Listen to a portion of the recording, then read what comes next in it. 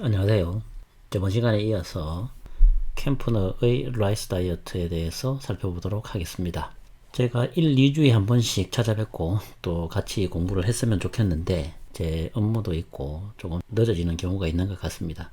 오늘은 저번 시간에 이어서 캠프너의 라이스 다이어트에 대해서 살펴보도록 하겠습니다.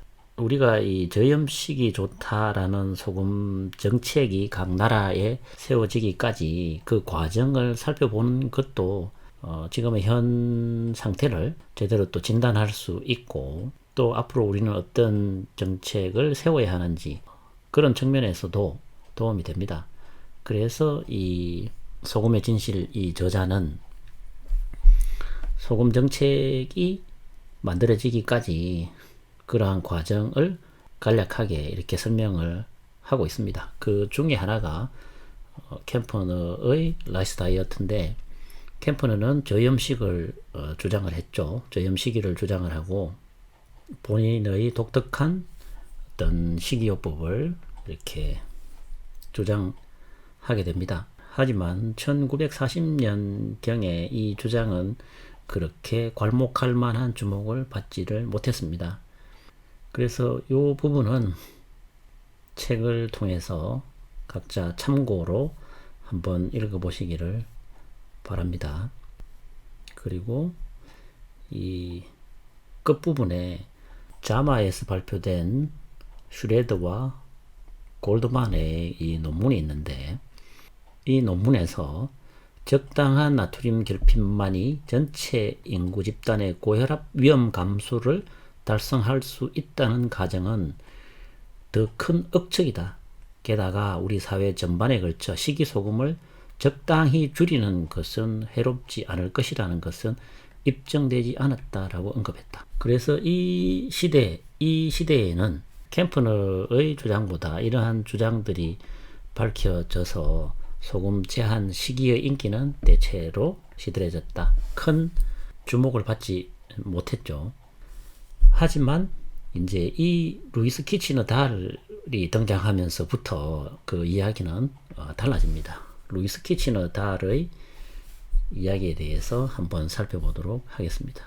루이스 키치너 달 박사는 강한 신념모의 소유자라고 불린다. 달은 에스키모와 같이 누가 보아도 저염식이를 하는 특정 인구 집단이 고혈압을 많이 가지고 있지 않다는 사실에 원래 관심이 있었다.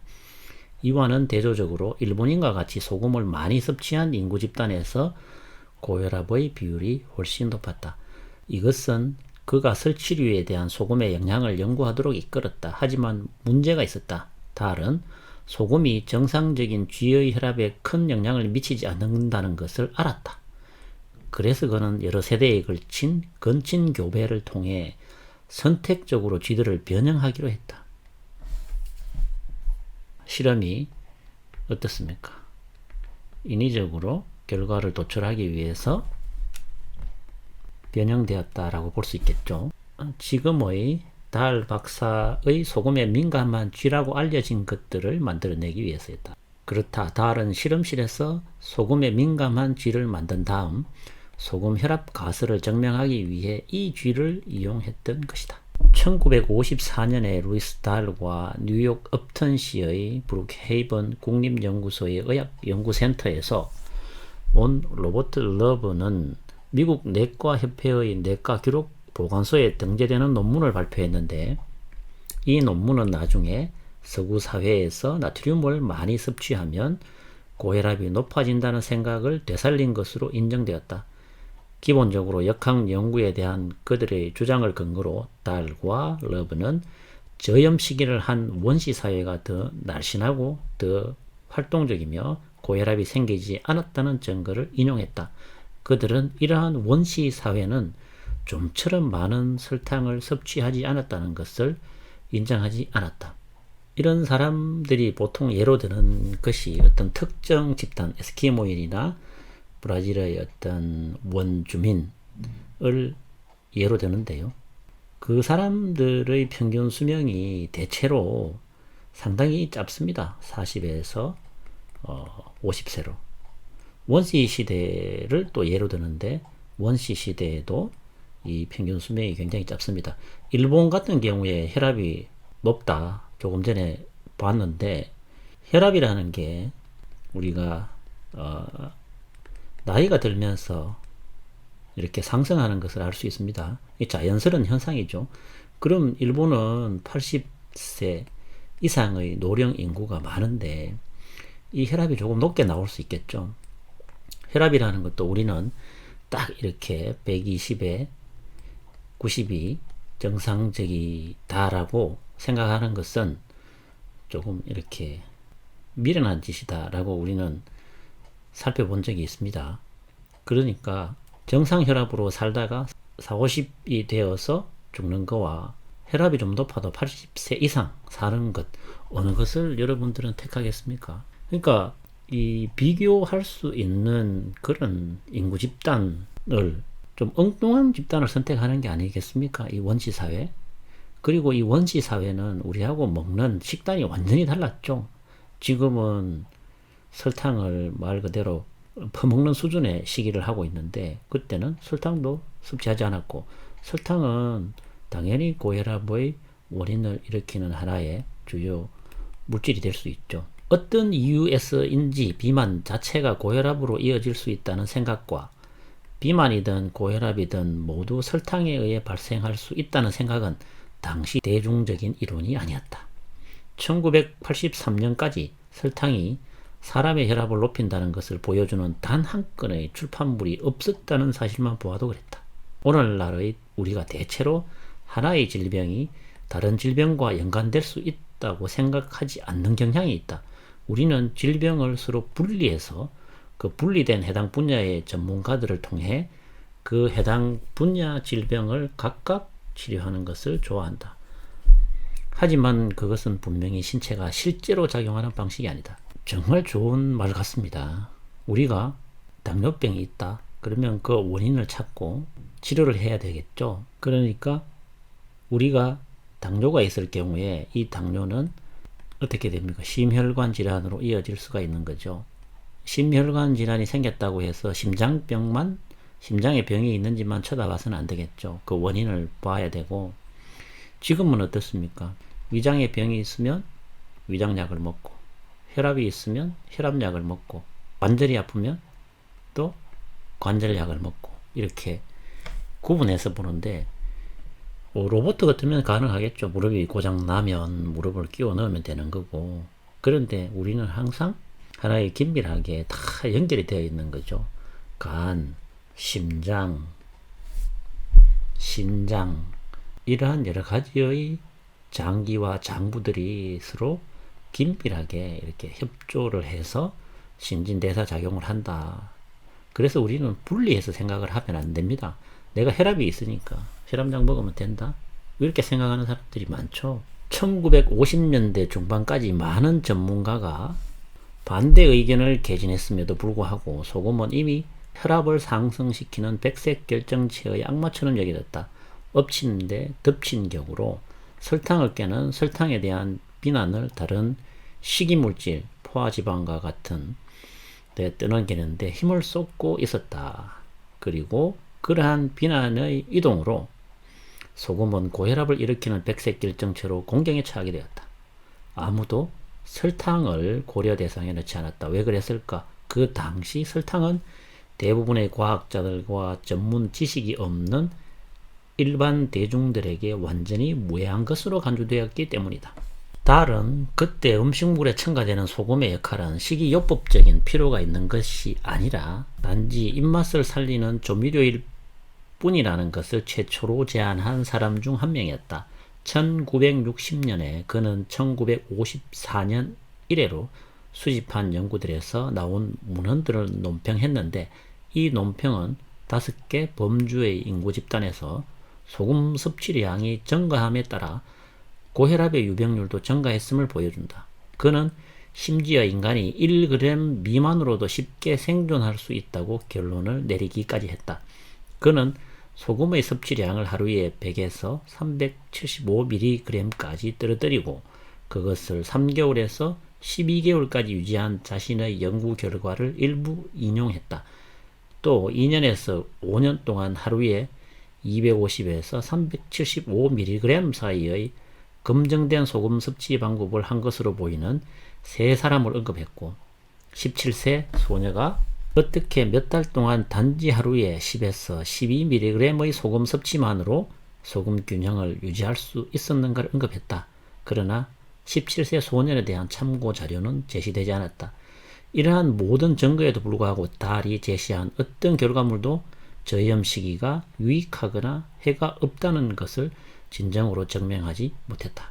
말 그대로 정확한 검증 자료가 없는 거죠.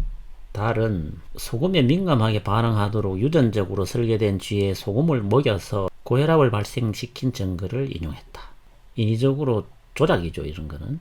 이 실험에서 쥐에게 먹인 소금의 양을 인간이 섭취하는 등가의 양으로 환산했을 때 어느 정도인지는 언급하지 않았다. 400개 이상의 혈관 생리학 분야 논문의 저명한 저자이자 스웨덴 왕립과학원의 회원이기도 한 비온 포크로우에 따르면 쥐에게 먹인 소금의 양을 인간이 섭취하는 양으로 환산하면 하루 40g이 되었을 것이라고 했다.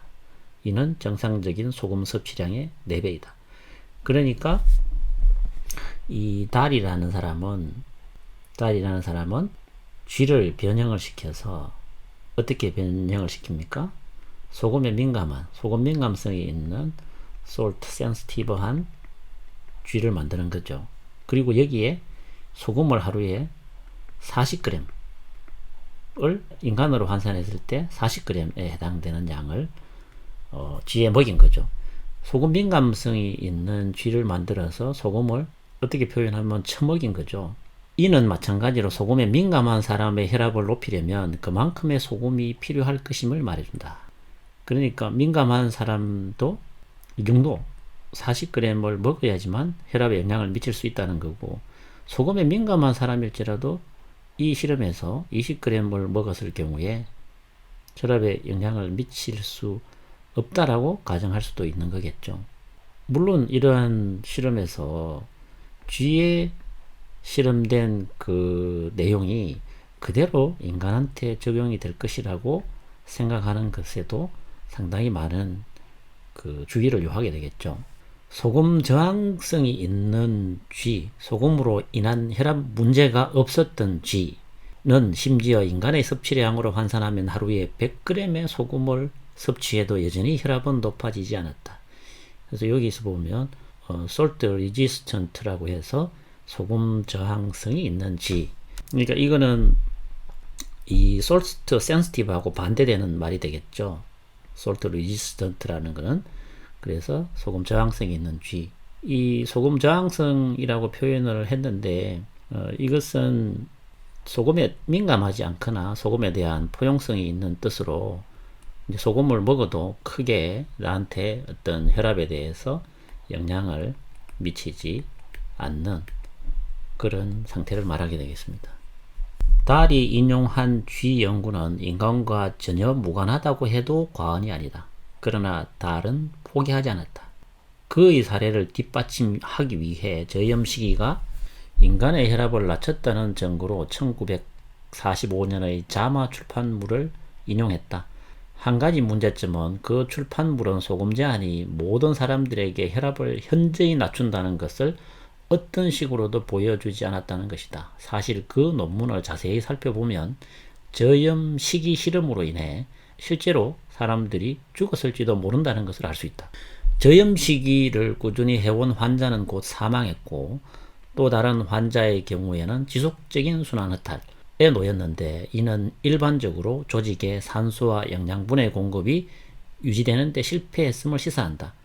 식단에 소금이 다시 첨가되자 순환 허탈 환자는 호전되었다. 순환 허탈이라는 것은 혈액순환에 심한 장애가 생기는 상태를 말하는데, 우리가 일전에 살펴본 것처럼 소금을 적당하게 먹음으로 해서 일정한 혈압을 유지하기가 좋고, 적정한 혈압은 우리의 혈액순환에 있어서 필수적인 거죠. 이러한 중요한 사항들은 달의 논문에서 언급되지 않았다. 그리고 달은 소금이 고혈압을 일으킨다는 생각이 오늘날 널리 받아들여지고 있으므로 그런 인식의 확장이 곧 진실이라고 결론지었다. 하지만 공중 보건 정책이 수십 년 동안 이 결함 있는 이론을 강화하기 전에 보다 더 명백한 확장을 하는 것이 현명했을 것이다. 그러니까 대중이 이게 옳은 것이다. 대중이 이게 맞다고 생각하는 것. 대중이 맞으면 다 맞는 것일까요? 그렇지 않죠. 그래서 조금 더 정확한 과학적 검증을 바탕으로 공중보건정책을 수립하는 것이 현명하다. 달은 심지어 유아식품 속의 높은 소금 수치가 미국의 높은 유아 사망률에 책임이 있다고 했다. 그가 소금에 민감한 쥐에게 유아용 유동식 분유를 주었을 때 쥐들은 결국 죽어버리곤 했다. 하지만 물론 인간의 아기는 쥐보다 훨씬 더 크고 염분에 민감한 쥐는 정상 쥐가 아니지만 이러한 것은 달을 멈추게 하지 못했다.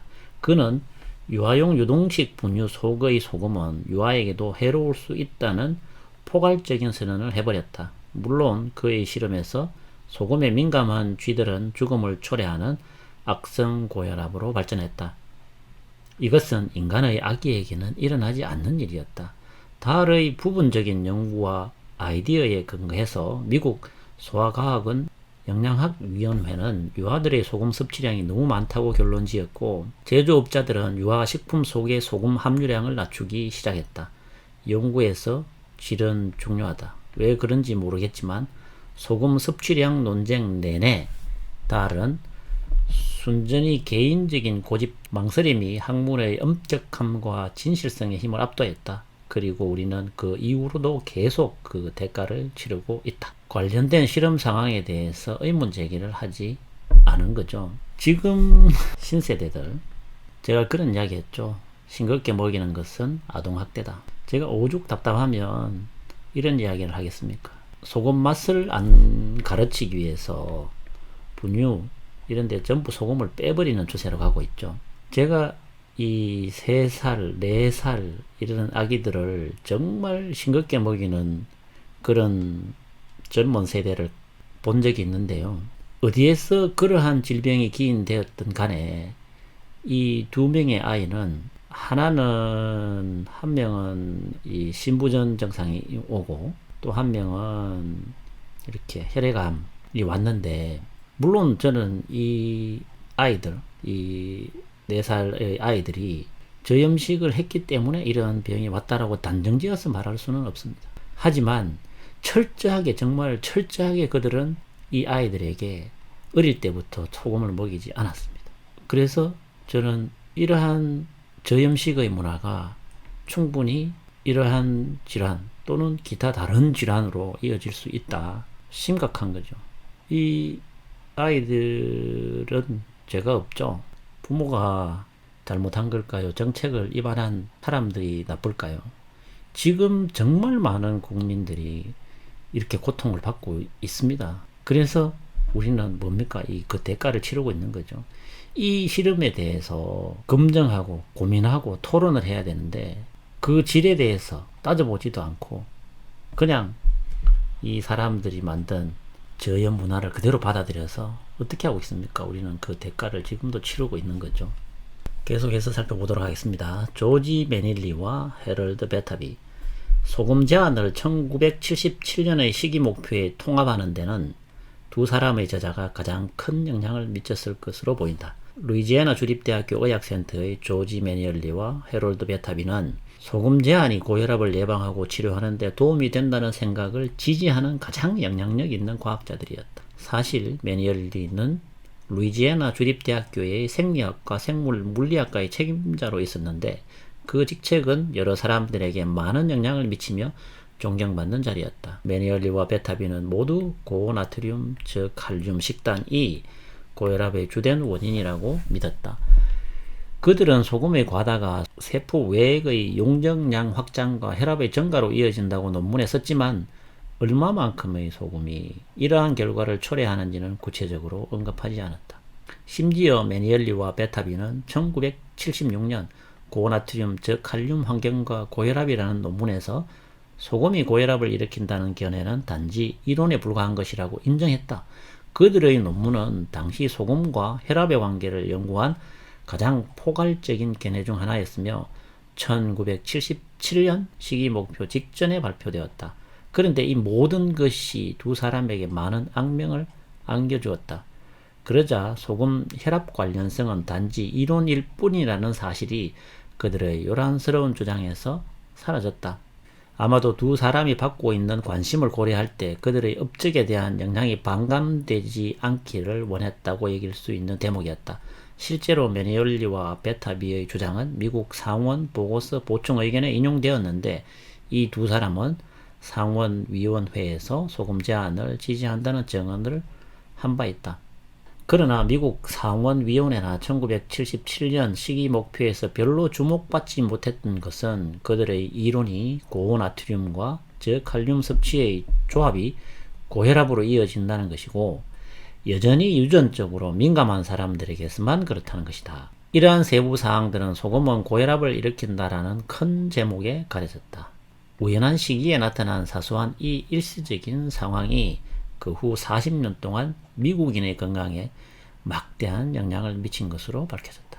대중은 모든 사람이 소금 제한으로부터 이익을 얻을 것이고 고혈압을 예방하며 치료하기 위한 안전한 개입이라고 들었다. 그러나 이것은 문헌상의 증거가 그 이전이나 그 이후에도 절대 지지하지 않았던 내용이다. 어떻게 보면 이 사람들도 막연한 추측이죠. 어떻게 보면 자기들의 명성을 이용을 해서 하나의 주장을 편. 그런데 이 저자가 40년 동안 미국인의 건강에 막대한 영향을 미쳤다. 소금 그것 때문에 정말 얼마나 많은 사람들이 지금 한국 사회를 얘기를 합시다. 한국에서 얼마나 많은 사람들이 이 피해를 보고 있을까요? 지금 대한민국에서는 뭐 식약처를 위시해서 이 지역 자치단체별로 저염식 문화를 운동을 하고 저염 문화를 운동을 하고 심지어 각 식당에 염도계를 나누어 주면서까지 이 저염에 올인을 하고 있는데 그죠? 올인을 하고 있죠. 여기에 피해는 누가 들어가느냐? 세금을 쓰고 빌어먹을 세금을 쓰면서 건강은 빌어쳐먹게 하고 있는 거죠. 여러분들이 이 소금 겨우 줄이는 것으로 이렇게 생각하면 안 됩니다. 이게 정말 심각한 사회 문제이기 때문에 저희가 이렇게 이야기를 하는 거죠. 1977년 영양 및 인간 욕구에 관한 조지 맥거번의 상원 특별위원회는 시기 목표를 발표했는데 이 보고서는 모든 미국인이 하루에 소금 섭취량을 3g으로 제한할 것을 권고했다. 이 지침은 확실한 증거보다는 당시 전문가의 의견을 바탕으로 한 것이었다. 실제로 이 기간에 확실하고 믿을 만한 증거와 국가의 시기 지침에 요구되지도 않았다. 문헌에 대한 체계적인 검토나 심지어 인간을 대상으로 한 임상 시험에서 나온 증거에 대한 요구는 없었다. 만약 당신이 전문가로 간주되고 충분한 영향력을 가졌다면 당신의 말은 증거로 간주될 것이다. 적확한 논문이나 이런 실험 결과가 없더라도 사회에 좀 유명하다. 그러면 이 사람의 말은 증거로 채택이 된다. 이 참 어리석은 정책이죠. 식품정책, 산업규정, 학교 점심 프로그램, 그리고 이후 수십 년간 의사의 진료 기준에 근본적으로 영향을 미친 대규모 공중보건 강령은 철저히 소수과학자, 소금에 대해서 그들은 비과학자들이다. 철저히 소수과학자의 의견에 근거했다. 1977년 2월 시기목표가 발표된 후 서로 다른 청문회가 열려 약 50여 개의 추가 의견을 다루었다. 이 청문회는 3월 24일과 7월 26일에 열렸으며 청문회의 회의록이 보충 의견서에 실렸다. 이 보충 의견에서 소금 섭취에 대한 심각한 한도치가 어디서 유래했는지를 엿볼 수 있었다. 상원 특별위원회는 주로 국립 아카데미와 조지 매니얼리와 해롤드 베타비에게 의존했는데 하루에 단 3g의 소금 섭취 한도를 권고했다. 1977년 시기목표 2판이 발간될 무렵에 1년도 채 지나지 않아 하루 소금 섭취량 3g의 한도가 5g으로 늘어났다. 이는 상원 특별위원회에 제시된 추가 정언에 기인했을 수도 있는데 이는 누군가가 요오드 첨가 소금 3g을 모두 섭취했더라도 여전히 하루의 요오드 권장량을 달성하지 못하는 양이었다. 요오드 첨가 소금이라는 것은 소금에 요오드를 첨가한 것을 말합니다. 오늘날에도 54개국의 인구 집단은 여전히 요오드 결핍으로 간주되고 있으며 요오드를 얻는 최선의 방법은 짐작하듯이 요오드가 첨가된 소금을 섭취하는 것이다. 하지만 이것은 고작 생명 유지에 필요한 최소한의 양이었다. 그 추가적 견해는 소금 지침에 대한 열띤 논의를 반영했다. 그들은 또한 소금을 제거하거나 소금 고갈을 유발하는 약물을 복용하는 사람들을 위한 소금 제한에 대한 소비자 경고제를 언급했다. 그리고 심지어 미국 심장협회는 효과적으로 나트륨을 제거하는 이뇨제가 등장하면서 엄격하게 제한된 나트륨 식단의 필요성이 급격히 완화되었다라고 말한 것으로 인용되었다.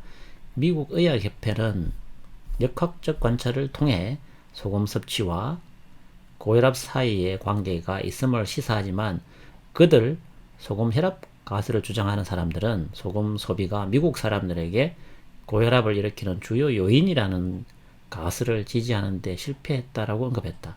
미국 소아 아카데미의 영양학위원회는 고혈압을 유도하는 환경적 요인으로서 소금 섭취의 역할은 아직 정의되어 있지 않다.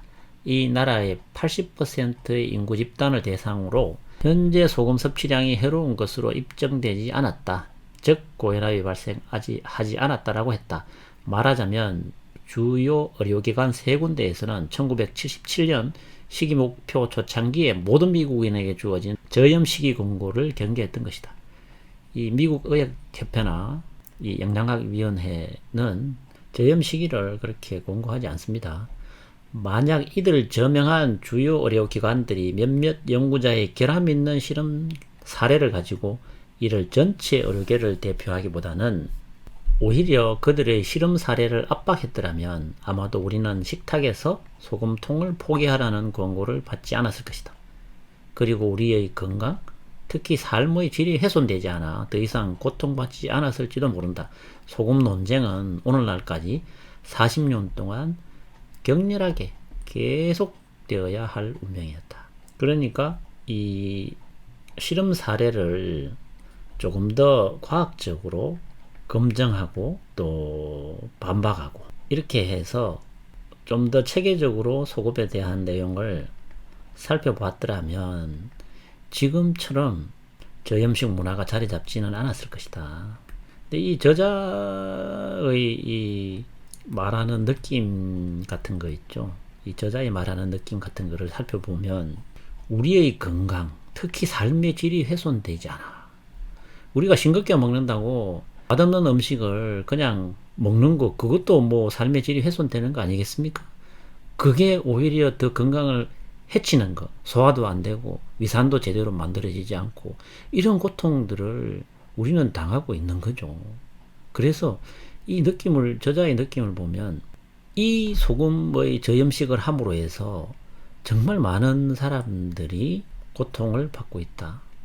이 사람은 거의 이 감각적으로 아는 것 같습니다.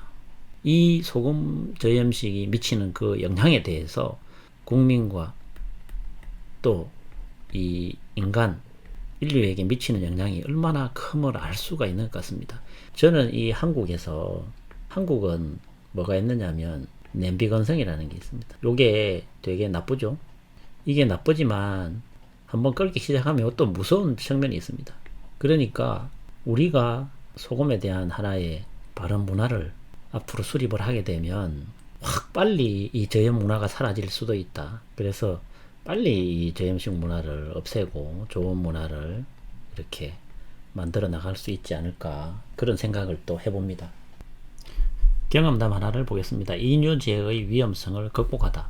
몇 년 전에 나는 약간의 어지러움을 호소하며 늘 소금을 먹고 싶다고 주장하는 40대 중반의 여성을 상담하고 있었다.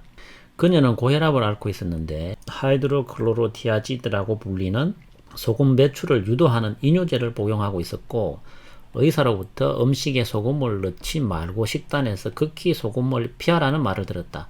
하지만 나는 그녀의 어지러움과 소금에 대한 갈망이 그녀의 몸에서 뭔가 잘못되었다고 보내는 신호라는 생각이 들었다. 나는 그녀에게 혈액 내 나트륨 농도가 정상 수준 137에서 142 MEQ 정도 되어야 한다고 말했다.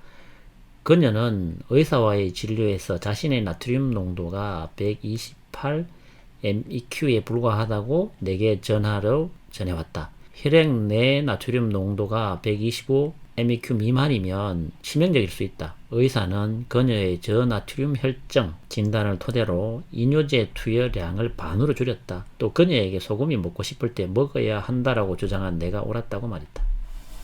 우리가 예전에 그런 이야기를 한번 한 적이 있습니다. 이 저염식을 한다는 거는, 저염을 한다는 것은 매일 이뇨제를 먹는 것과 같다. 소금을 잃게 되기 때문에 이게 크게 다르지 않다. 뭐 이런 이야기를 한번 한 적이 있습니다. 그녀는 이뇨제 복용을 반으로 줄였고 소금이 당길 때 소금을 먹었다. 몇 주 후 그녀의 혈중 나트륨 농도는 사실상 정상으로 돌아왔다. 이것은 우리가 왜 식이요법 지침과 건강기관의 충고가 좋은 의도로 보이더라도 맹목적으로 따르지 말아야 하는지를 보여주는 완벽한 예이다. 현실 세계의 상황을 지침이라는 몇 마디 말로 요약할 수가 없는 것이다. 요 MEQ에 대한 전해질 농도를 나타내는 것은 요것을 우리가 소금 농도로 이렇게 계산할 수가 있는데, 요거는 나중에 한번 시간이 되는 대로 살펴보도록 하겠습니다.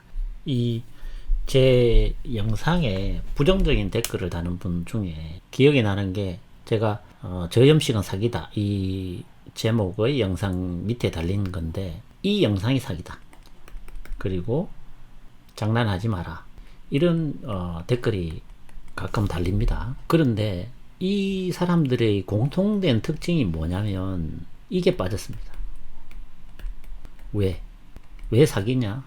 왜 이 영상이 사기냐?에 대한 구체적인 설명이 없습니다. 왜라는 질문을 던져보지 않습니다. 이 사람들의 뇌는 어디에 세뇌가 되냐면 이 기관에 세뇌가 되는 거죠. 한 번쯤은 생각을 해봐야 되겠죠. 기관이 이런 이야기를 했는데 어떤 사람은 이렇게 이야기를 하더라. 왜? Why? 의문을 던져봐야 되겠죠. 그리고 이게 정말 사기라면, 이게 정말 거짓이라면 무엇이 거짓인지를 좀 이야기를 해야 되겠죠. 제가 올리고 있는 영상에 있는 모든 내용이 100% 맞지는 않을 겁니다. 저도 잘못 알고 있는 게 있을 수 있고, 그 틀린 부분도 지적이 되어야 되고, 또 이 사람이 이야기했을 때 뭐가 틀렸는지, 왜 이 사람은 이런 식으로 이야기를 하는지에 대한 생각을 하고 의심을 해봐야 되겠죠. 그런데 영상은 제대로 보지도 않고 이 영상이 사기다. 자유의지를 가지고 생각할 수 있는, 우리는 머리를 가졌잖아요. 왜 이런 걸 안 합니까? 왜 내 아이를 제대로 먹이고 제대로 교육을 시켜서 제대로 된 사회에 생활이 되게끔 노력을 하지 않느냐 말이죠. 그냥 이 사회를 파괴하고 이 사회를 정책적으로 무너뜨리는 사람들의 이야기를 듣고 거기에 세뇌되어 사는 사람들, why라는, 왜라는 질문을 던져보지 못하는 사람들, 이 답답한 사람들입니다. 자, 오늘은 여기까지 하고 다음 시간에 또 같이 공부하는 시간을 가져보도록 하겠습니다. 감사합니다.